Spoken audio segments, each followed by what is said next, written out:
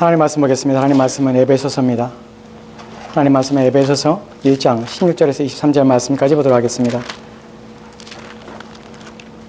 하나님 말씀은 에베소서 1장 16절에서 23절 말씀까지입니다. 우리 찾으신 줄 알고 우리 한 절씩 기도하도록 합시다.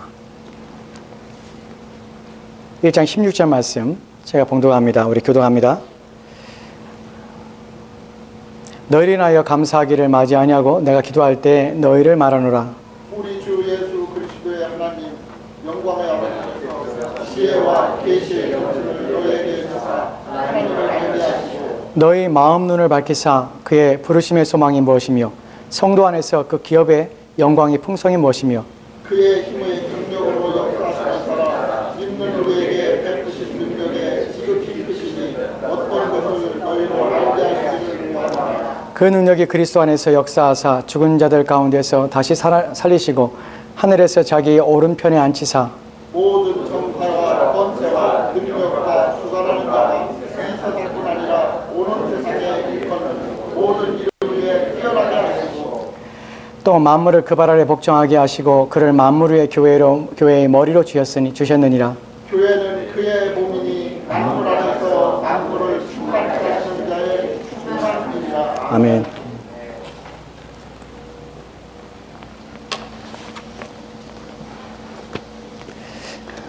오늘 열린교회 5주년이 되었습니다.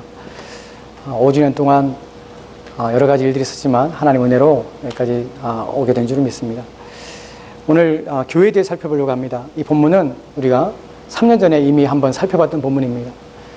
그때는 우리가 앞부분만을 살펴봤지만 오늘은 우리가 뒤에 가장 중요할 뿐만 아니라 이 본문을 해석하는 데 있어서 가장 어려운 부분 중에 하나이기 때문에 이 부분에 대해서 건드리는 것이 쉽지는 않습니다. 그런데 오늘 가장 어려운 한 부분을 우리가 그 부분에 초점을 맞추고 오늘 말씀을 좀 보려고 합니다. 오늘 교회에 대해서 살펴볼 것인데 교회의 어떤 부분에 살펴볼 것이냐면 오늘 본문에서 내용 속에서 문맥 속에서 핵심적인 내용은 무엇이냐면 하나님께서 교회에 주시는 은혜가 무엇이며 또한 교회를 주신 목적이 무엇이고 하나님께서 그 교회 가운데 허락하신 것이 무엇인가 하는 것이 오늘 본문 안에 담겨져 있습니다. 어떻게 보면 교회의 보호하심, 교회의 돌보심이 어떻게 하나님의 은혜 가운데 있는가 하는 부분에서 하나님의 능력이 어떻게 나타나는가 하는 부분에서 오늘 본문이 설명되고 있는 것은 사실입니다. 하지만 우리가 본문의 내용을 좀 더 확대하고 본문의 내용을 깊이 들여다보면 하나님의 보호하심과 돌보하심 아래의 교회의 모습만 아니라 교회는 어떠해야 되는가, 교회는 어떠한 목적과 또한 어떤 것이 참된 교회의 모습인가 하는 부분 또한 이 본문에 함께 담겨져 있습니다. 오늘날 교회에 대해서 이러쿵저러쿵 하는 말들이 많이 있습니다. 교회에 대해서 부정적인 이야기도 참 많이 있고요. 오늘날 그래서 교회에 다니는 것조차도 교회에 가는 것 자체가 좀 두렵기도 하고 또한 원하지 않는, 그래서 교회에 가지 않으려는 마음도 가지게 됩니다. 교회에 대해 생각할 때 교회의 부정적인 이미지라는 것은 교회 가니까 세상 사람과 전혀 다르지 않은 모습을 보이는 것이에요. 교회 갔더니 여전히 세상에 하는 짓거리를 똑같이 하는 모습을 보게 됩니다. 교회 가서 많은 이들이 상처를 받고 또한 아파하기도 합니다. 또한 교회의 모습 속에서 교회가 건물의 크기와 사이즈야 이런 것들에 집중하다 보니까 볼륨을 줄이세요. 사이즈와 크기에 집중하다 보니까 이 교회의 본질에 대해서 사람들이 잘못 생각하고 또 착각하기도 합니다. 교회에 대해 손가락질을 하고 또한 세상적인 방법과 세상적인 일들을 계속해서 하는 모습 때문에 실망하기도 합니다. 그러면 교회는 세상 사람들이 생각하는 크기와 사이즈나 사람의 많고 적음이나 이런 문제가 교회의 중심에 있는가 하는 부분입니다. 오늘 본문에서 성경이 뭐라고 교회에 대해 말하는지를 좀 살펴보도록 합시다. 오늘 이 문맥을 전체를 우리가 짧게 생각해 보려고 합니다. 왜냐하면 그래야 우리가 초점을 맞추고자 하는 22절과 23절의 내용들을 더 확실히 이해할 수 있기 때문에 그렇습니다. 먼저 우리가 읽었던 본문의 16절 말씀부터 시작하도록 합시다. 16절 말씀에는 내가 기도할 때 기억하며 너희로 말미암아 감사하기를 그치지 아니하고라는 말을 우리가 보게 됩니다. 16절부터 시작되는 바울의 이야기는, 우리가 읽었던 본문의 이야기는 어떠한 것이 그 안에 중심이냐면 무엇을 하고 있냐면 기도하는 내용이에요. 즉 기도의 내용들을 담고 있다는 것입니다. 즉 기도가 하고 있는데 그 기도의 내용 중에 교회의 내용들이 나온다는 것이에요. 여러분, 기도한다는 것은 이것이 필요함을, 이것이 기도해야만 얻을 수 있고 알 수 있다는 것을 우리가 전제합니다. 그 다음의 내용들을 봅시다. 17절 말씀 보면 우리 주 예수 그리스도의 하나님 영광의 아버지께서 지혜와 계시의 영을 너에게 주사 하나님을 알게 하시고, 17절 말씀에서 본문에서 가장 중요한 단어가 무엇입니까? 무엇이냐면 알게 하시고란 단어예요. 즉 알게 하시기를 원한다, 이것이 핵심입니다. 그럼 무엇을 모르고 있냐면 그리스도의 아버지이시고 또한 영광의 하나님이신 그분께서 지혜와 계시의 영을 주셔서 너희로 하여금 하나님이 누구신지를 알게 하시기 원하신다는 것이에요. 여러분, 이런 부분들이 기도 속에 포함됐다는 것이 우리에게 놀라움을 줍니다. 왜냐하면 우리는 예수를 믿게 되면, 우리가 예수를 믿습니다라는 고백을 하게 되면 누구나 하나님을 알고 있다고 생각하기 때문에 그래요. 나는 하나님을 알고 있어 라고 생각하는 경향이 얼마나 많습니까? 교회 다니기만 하면 나는 하나님 알고 있습니다, 하나님에 대해서 알고 있다고 생각을 합니다. 여러분, 그런데 바울은 뭐라고 말하냐면 교인들에게 말하고 있습니다. 에베소 교인들에게 하나님을 알고 있다고 하는 자들에게 말을 합니다. 내가 너희를 위해 기도하고 있는데 너희들이 하나님을 알기를 원한다, 나는 기도를 하고 있다는 것이에요. 그렇다면 무슨 말입니까? 교회 다니지만 하나님에 대해서 잘 알지 못할 수도 있다는 것이에요. 그래서 뭐가 필요합니까? 지혜와 계시의 영이 필요한 것이에요. 우리 가운데 성령을 통하여서 끊임없이 하나님이 누구신지에 대한 알매 폭들이 넓어져야 되는 것이 신자입니다. 우리가 처음에 예수를 믿고 예수를 만났을 때에 우리가 하나님을 알았을 때 하나님이 아닌 것은 아닙니다. 그러나 그 하나님은 제한되어 있습니다. 무엇에 제한되어 있습니까? 우리의 지식에 제한됐을 뿐만 아니라 우리의 오염된 사고와 생각대에 제한되어 있어서 내가 믿고 싶어하는 하나님이 될 수도 있습니다. 내가 알고 싶어하는 하나님, 내가 필요를 채워주신 하나님, 내 중심적인 하나님이, 우리가 알고 있는 하나님이 전부일 수도 있습니다. 그런데 바울은 그런 차원에 머무르는 것이 아니라 정말 하나님이 누구신지, 하나님의 되심에 대해서, 그분이 어떤 분이신지, 성경에 그분이 뭐라고 말하는지 내가 아는 지식이 아니라 성경이 말하고 있는 지식의 차원에서 하나님이 누구신지를 알게 하기를 원한다는 것이에요. 그래서 기도하고 있는 것입니다. 그 첫 번째 기도 내용과 두 번째의 기도 내용을 보도록 합시다. 18절 말씀을 이렇게 기록하고 있습니다. 너희의 마음의 눈을 밝히사 그의 부르심의 소망이 무엇이며 성도 안에서 그 기업의 영광의 풍성함이 무엇이며. 본문에서 두 가지의 내용이 나옵니다. 하나는 무엇입니까? 첫 번째 기도의 두 번째 기도 내용의 가장 중요한 것은 너희의 마음의 눈을 밝히라는 것입니다. 여러분, 마음에 눈이 있다고 성경이 표현하고 있습니다. 실제적으로 마음에 눈이 있는 것은 아니지요. 이것을 의노하며 이것을 비유하는 것입니다. 마치 마음에 눈이 있는 것처럼, 마음이 무엇인가를 보는 것처럼, 마음이 무엇인가를 깨닫는 것을 눈으로 비유를 하고 있습니다. 그래서 어떻게 합니까? 마음에 눈이 있어서 무엇을 합니까? 하나님께서 너희를 부르심이 어떠한 것인지, 부르심이 무엇인지를 알게 하기 원한다는 것이. 왜 우리가 예수를 믿게 하셨습니까? 오늘날 그리스도 예수를 믿는 이유가 무엇입니까? 교회로 부르신 목적이 무엇입니까? 우리를 구원하신 이유가 무엇입니까? 우리를 왜 그리스도께서 십자가에서 죽으신 목적이 무엇입니까? 하는 부르심의 목적과 이유에 대해서 너희 이것은 어떻게 아십니까? 마음의 눈이 열려야 알 수 있는 것입니다.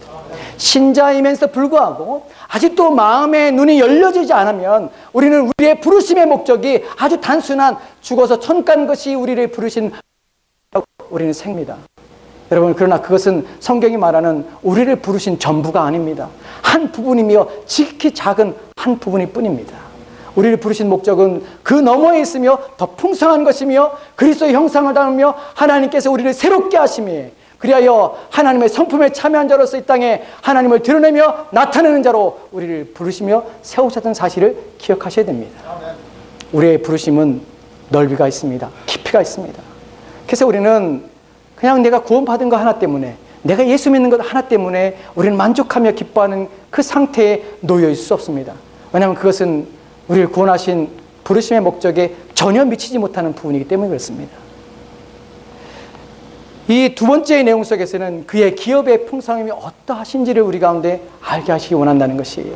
18절 9절에서 한글 성경에 나오지 않지만 끊임없이 17절, 18절, 19절에 반복되고 있는 하나 단어가 있습니다. 무엇이냐면 알게 하기를 원하신다는 것이에요. 저희가 알았으면 좋겠다는 것이에요.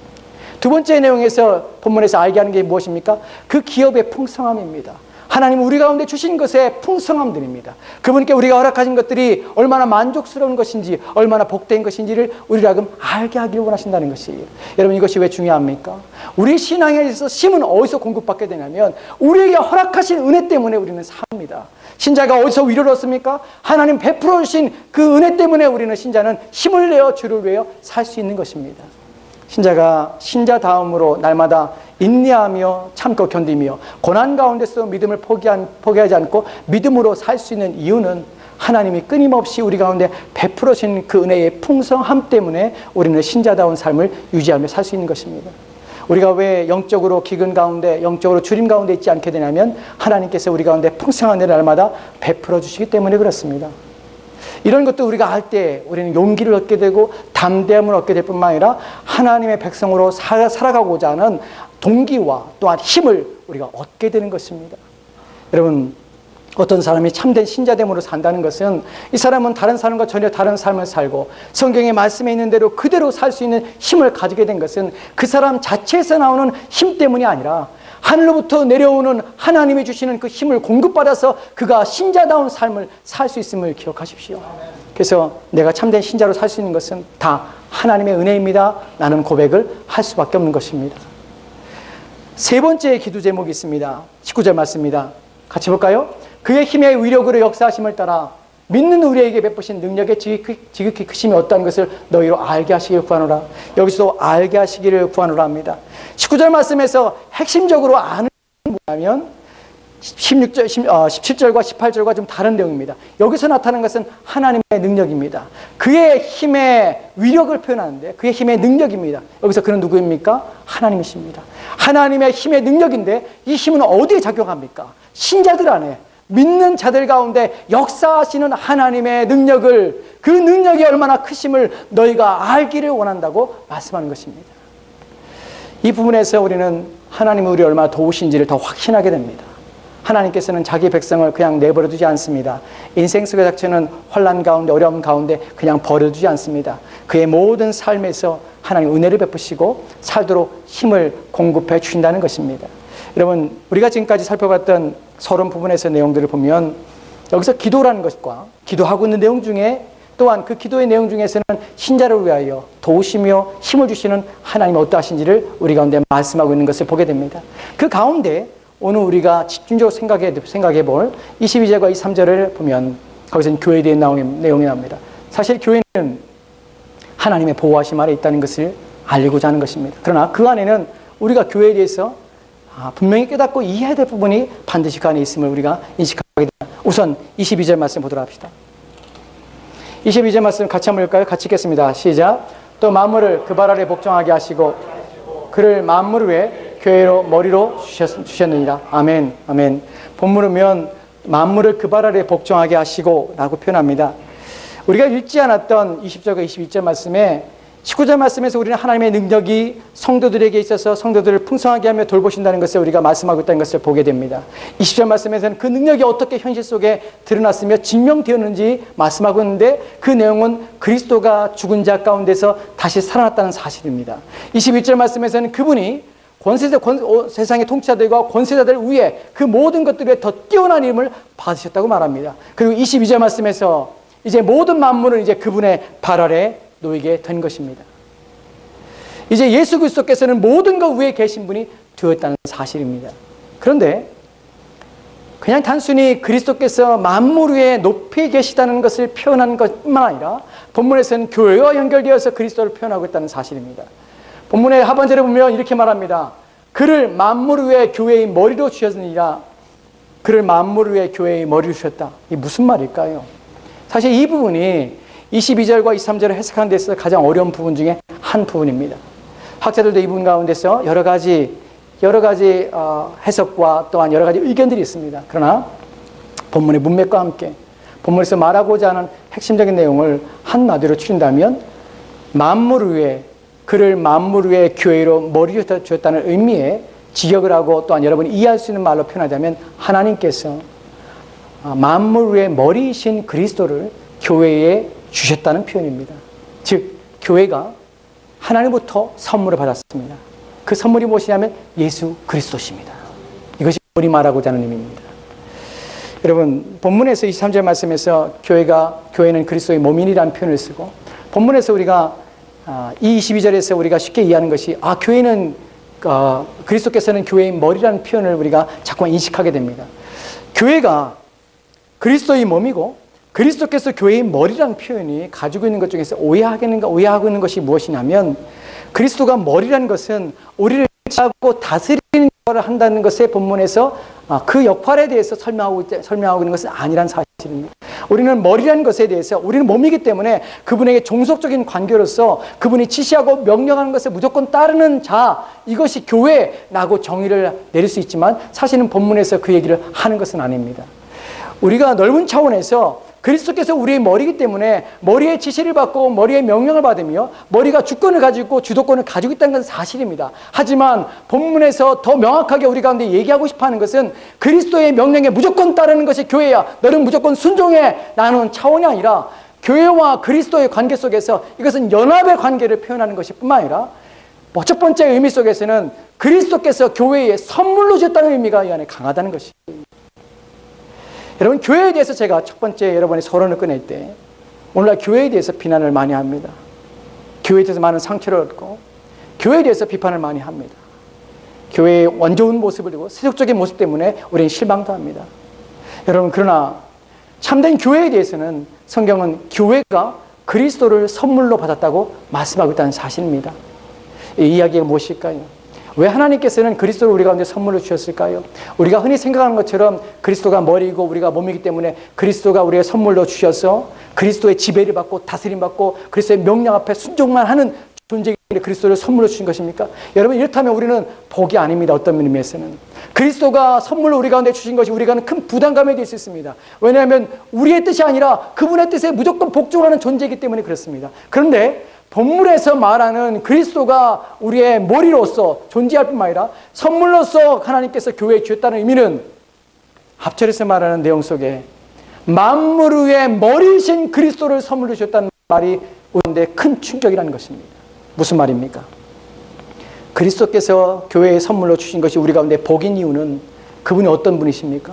만물 위의 머리이신 분이십니다. 모든 것이 그 발 아래에 있는 분이십니다. 세상의 유일한 주인이신 그분이 교회에 선물로 주신 분이라는 사실입니다. 우리가 그분을 받아들였습니다. 받아들였는데 어떤 것을 받아들였냐면 그 영광과 그 위엄과 그 능력과 함께 교회가 선물로 받게 되었다는 사실입니다. 이것이 우리 가운데 복이라는 것입니다. 세상의 위에 계신 분, 모든 만물이 그분 안에 발 아래에 있는 그분이 우리 가운데 선물로 주셔서 이제 그분을 우리가 받아들임을 말미암아서 우리 가운데는 그분의 권위와 그분의 능력과 그분의 풍성함이 우리 것이 되었다는 사실입니다. 이것이 교회가 가지고 있는 복입니다. 오늘날 우리는 그리스도께서 교회의 머리라는 것 때문에 우리는 두려움을 가지고 있지요. 또한 우리는 지배와 또한 다스림 수 있다는 사실 때문에 우리는 때로는 우리 가운데 거부감으로 때로는 부담감으로 작용하기도 합니다.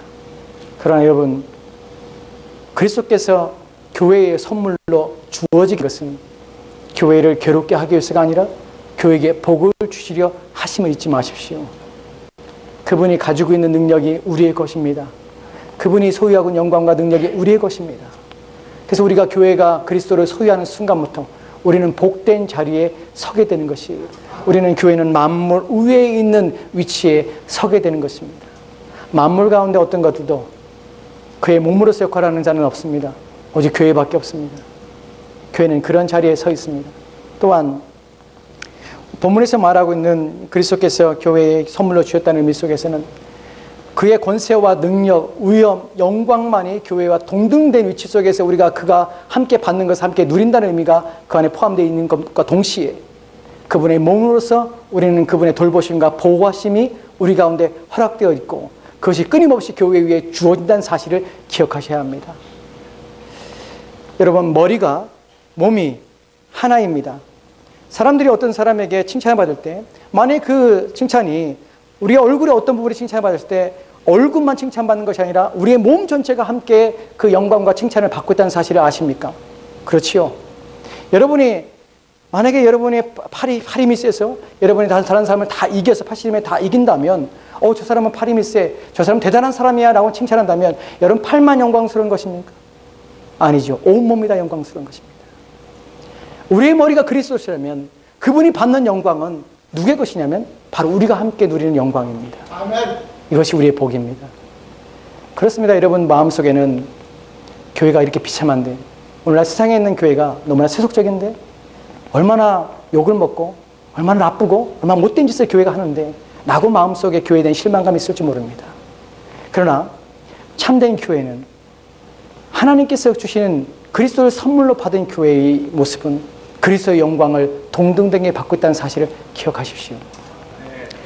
또한 그 안에는 머리는 우리의 몸의 모든 기능을 가지고 있으며 모든 것을 다스리며 지배하는 것입니다. 이 지배는 복종을 요구하는 것이 아니라 몸을 보호하며 또 몸을 지키는 데 있어서 머리의 역할이 있다는 사실입니다. 그리스도는 교회의 머리로서 교회를 지키십니다. 교회를 보존하십니다. 돌보십니다. 여러분 목사로서 교회에 대한 염려와 교회에 대한 근심과 오늘날 교회에 대해서 여러 가지 상처들과 아픔이 있는 것은 여러분만의 문제가 아니라 저 또한 가슴에 아픔이 있습니다. 신문지상에는 목회자들에 대한 비난과 비판과 조롱과 또한 그들이 정말 비난받아 마땅한 짓을 했을 때의 창피함은 여러분만이 아니라 저 또한 동일합니다. 교회에 대한 안타까움도 저 또한 동일합니다. 그게 속상합니다. 그래서 마음이 아픕니다. 때로는 교회에 소망이 없다는 말을 들을 때마다 저 또한 안타깝습니다.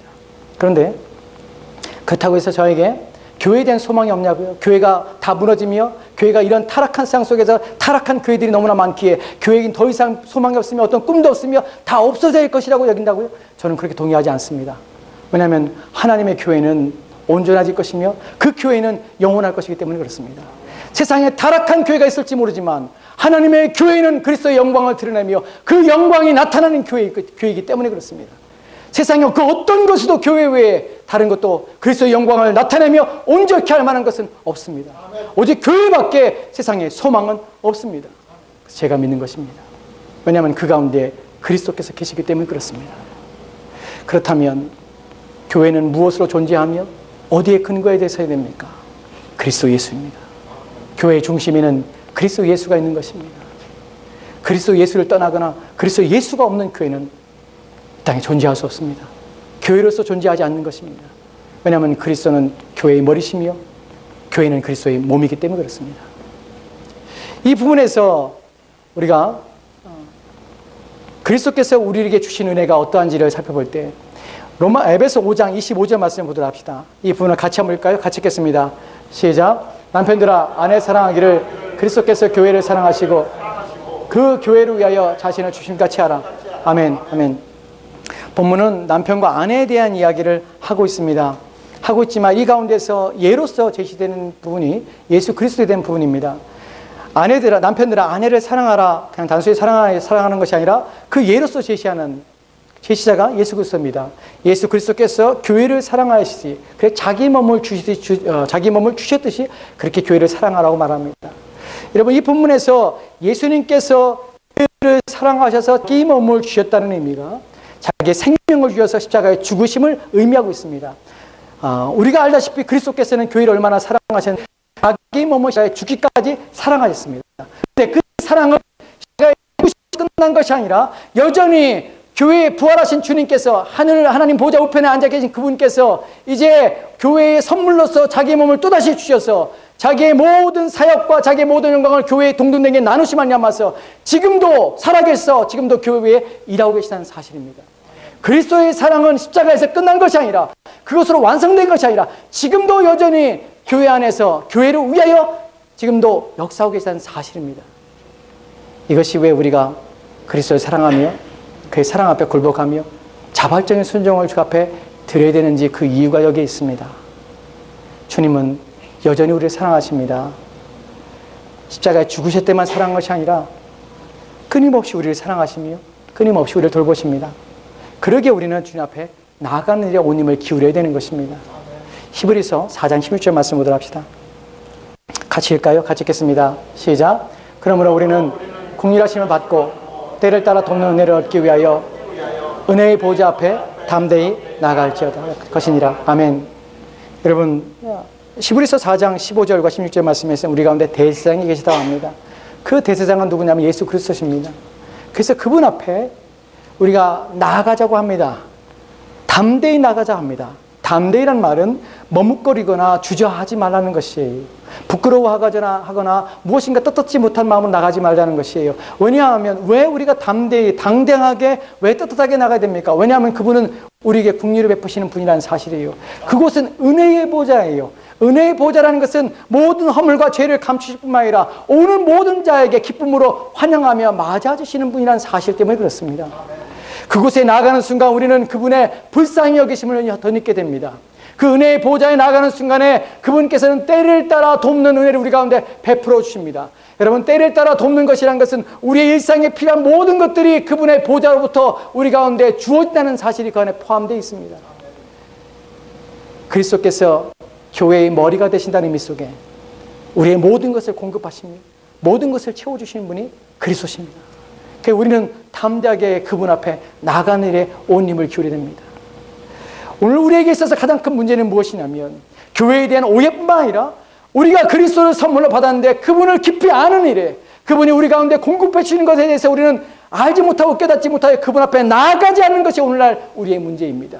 교회가 무엇에 집중해야 됩니까? 교회 건물에 집중하거나 교회가 물질에 집중하거나 사람에 집중하는 것이 아니라 교회의 집중과 교회의 중심에는 그리스도 예수십니다. 오직 그분 앞에 나가야 되는 것이에요. 왜냐하면 그분이 우리 가운데 선물이며 그분을 통하여 교회는 든든할 뿐만 아니라 교회의 다음을 회복할 수 있기 때문에 그렇습니다. 교회를 잃어버리고 또한 그리스도를 잃어버리고 그리스도 없는 교회이기 때문에 오늘날 교회들이 무너져가며 약해져가는 것입니다. 여러분, 교회란 표현 속에서는 전체의 공동체를 말하는 내용만 아니라 한 사람 한 사람 우리를 교회로 부르신 우리 자신들을 의미합니다. 그리스도 예수를 알기 위해서 그분이 우리 가운데 공급해 주시는 힘을 얻기 위해서 여러분 나아갑니까? 매일매일 은혜의 보좌 앞으로 나가는 일을 하고 있습니까? 왜 신자가 약합니까? 왜 신자가 무능합니까? 왜 신자가 신자다운 삶을 살지 못합니까? 왜 신자의 마음에 하나님을 향한 사랑이 식어집니까? 왜 신자답게 하나님을 의지하며 살지 못합니까? 하나님부터 공급해주는 힘을 왜 받지 못합니까? 성경의 모든 것을 약속했는데 불구하고 그것이 왜 우리 것이 되지 못합니까? 왜냐하면 그 힘을 공급해 주시는 그리스도 앞에 나아가지 않기 때문에 그렇습니다.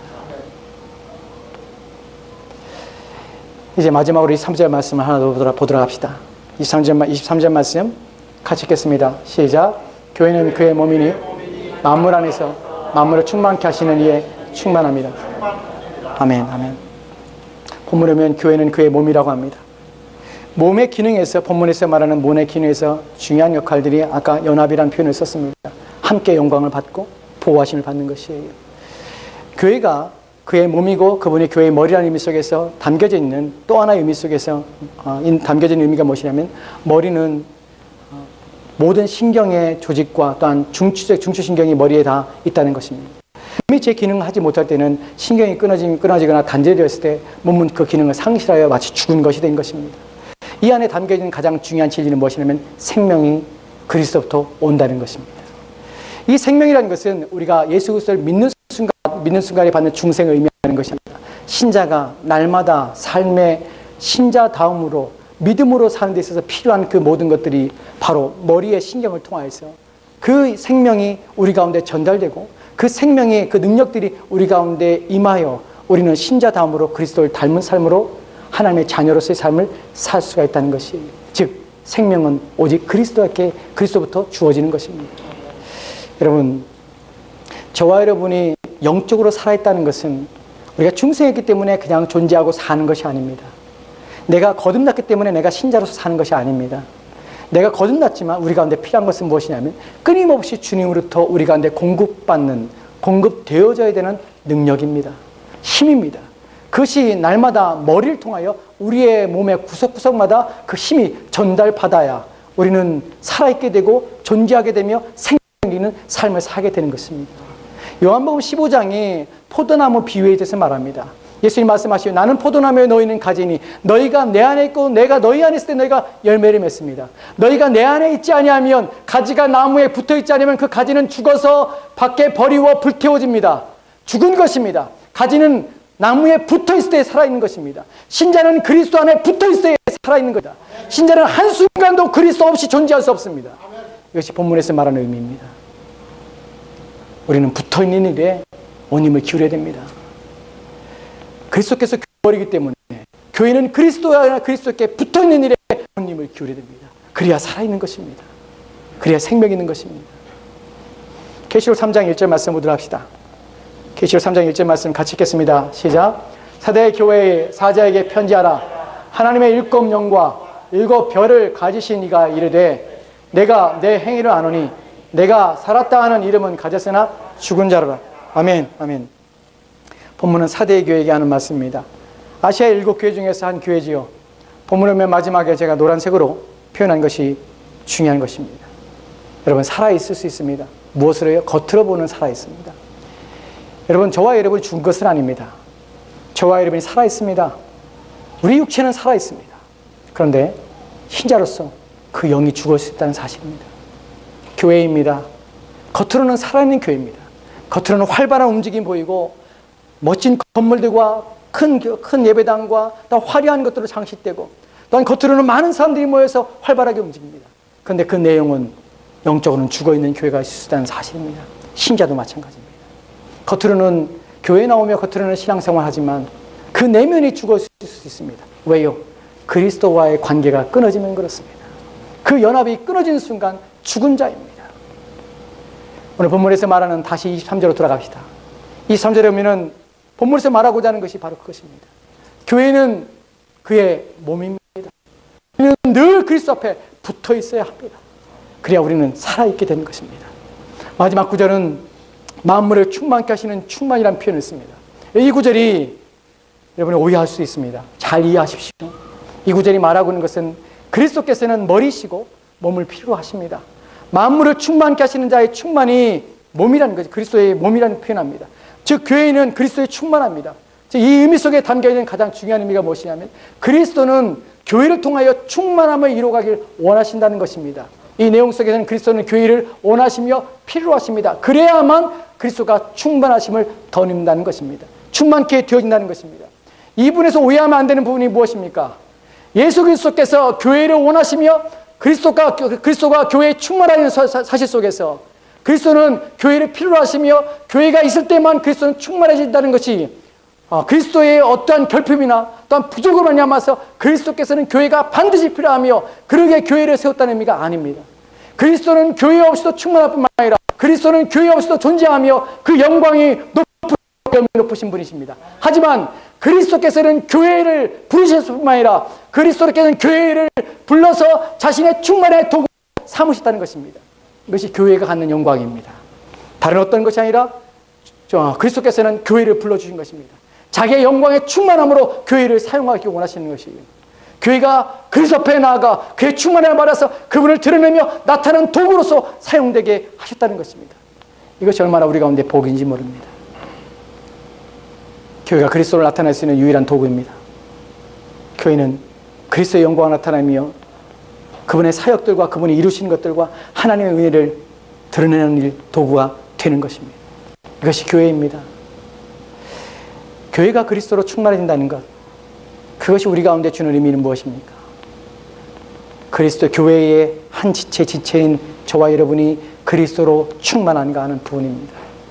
그리스도의 충만함이라는 것은 그리스도가 나타나는 것입니다. 그리스도가 나타나는 것입니다. 우리 안에 무엇인가 가득 찬 것은 그것이 나타나는 것입니다. 여러분, 컵에 물을 가득 부으면 그 안에는 물이 가득 담겨 있는 것입니다. 그 안에 나올 수 있는 것은 물밖에 없습니다. 왜냐하면 가득 담긴 것이 물이기 때문에 그렇습니다. 우리 안에 그리스도가 가득 담긴다는 것은 내 안에서 그리스도가 나오며 나의 모든 것에서 그리스도가 보여지고 또한 그리스도가 표현되지며 그리스도가 드러나게 된다는 의미가 이 안에 담겨져 있습니다. 교회는 그리스도를 나타내는 곳입니다. 사람을 나타내는 곳이 아닙니다. 사람들의 모임이 아니라 그리스도이며 그리스도에 충만한 것이 교회입니다. 항상 교회는 그리스도를 드러내며 그리스도를 나타내야 되는 곳입니다. 그래야 사람의 냄새나 사람의 모습이나 또한 사람이 영광을 받는 일이 없어야 되는 것입니다. 그것이 교회입니다. 오늘 전체의 말씀을 좀 정리하며 결론을 맺도록 합시다. 여러분, 교회에 대해서 어떠한 생각과 어떠한 마음을 가진지 저는 알지 못하지만 오늘날 교회가 세상에서 비난을 받고 또한 지탄의 대상이 되며 필요 없는 존재처럼 그리고 다 상실되어서 쓸모없는 것처럼 사람들의 입에 오르내리고 있습니다. 그러나 참된 하나님의 교회는 그렇지 않습니다. 참된 하나님의 교회는 그리스도가 선물로 주어졌기에 그리스도가 머리이시며 또한 몸으로서 교회는 그리스도와 동등된 위치에서 그리스도의 영광을 나타내며 그 위엄 가운데서 그리스도의 충만함으로 드러내는 것이 교회입니다. 그러기에 교회는 그 일을 위해서 애를 쓰며 수고하는 데 전심을 다해야 되는 것입니다. 여러분, 교회에서 남을 도와주는 일을 열심히 한다고 해서 교회가 그 교회를 교회라고 부르는 것은 아닙니다. 교회가 사회봉사와 사회일에 참여를 많이 한다고 해서 그것이 교회인 것은 아닙니다. 교회가 서로 많이 사랑한다고 해서 그것이 교회가 되는 것은 아닙니다. 교회는 그리스도 중심이며 그리스도가 있어야 교회인 것입니다. 그리스도로 충만해야 교회인 것입니다. 그리스도를 알기 원하여서 그 안에 있기 원하여서 애를 쓰는 것이 교회입니다. 사람이 많은 것이 교회도 아니요, 또한 교회 건물이 큰 것도 교회도 아닙니다. 십자가를 걸어놨다가도 교회가 아닙니다. 그리스도가 있느냐 없느냐 하는 것이 교회인가 교회가 아닌가를 구분하는 가장 중요한 시금석이 되는 것입니다. 교회는 저와 여러분입니다. 저와 여러분이 그리스도 안에 있습니까? 그리스도 충만하십니까? 5주년을 맞아 저 여러분에게 이 고민 가운데 우리가 또 앞으로 나아갈 길들 속에서 그리스도 충만한 교회, 예수 그리스도를 닮은 교회, 그리스도의 몸으로서 우리를 그리스도로 공급받아 사는 그 신자다움을 하는 그런 교회가 되었습니다. 기도합시다.